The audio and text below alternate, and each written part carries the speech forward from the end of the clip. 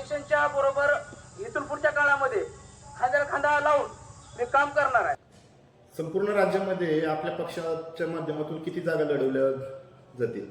साधारणतः 3 जागा लढवण्यात आमचा मानस आहे. मान, खटाव, सांगोला आणि इंदापूर. मी काम केलं. पुन्हा अध्यक्षांच्या बरोबर इथून पुढच्या काळामध्ये खांद्याला खांदा लावून मी काम करणार आहे.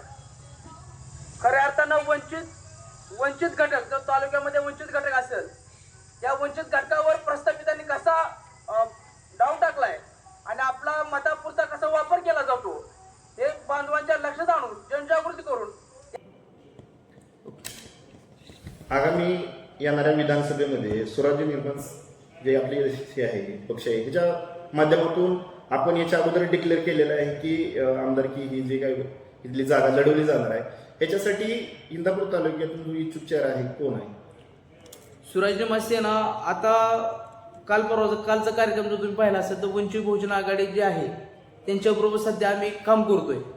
म्हणजे बाळासाहेब म्हणजे आदरणीय श्रद्धेय बाळासाहेबांनी सांगितलंय की एसी एस टीनं ओबीसीला मतदान करायचं आणि ओबीसीने एसी एस टीला मतदान करायचं. म्हणजे तालुक्याचा जो वंचित बहुजन आघाडीतर्फे जो उमेदवार कोणी दिला जाईल त्या उमेदवाराचं काम स्वराज्य सेना करेल असं आम्ही ठरवलेलं आहे. संपूर्ण राज्यामध्ये आपल्या पक्षाच्या माध्यमातून किती जागा लढवल्या जातील? साधारणतः 3 जागा लढवण्यात आमचा मानस आहे. मान, खटाव, सांगोला आणि इंदापूर.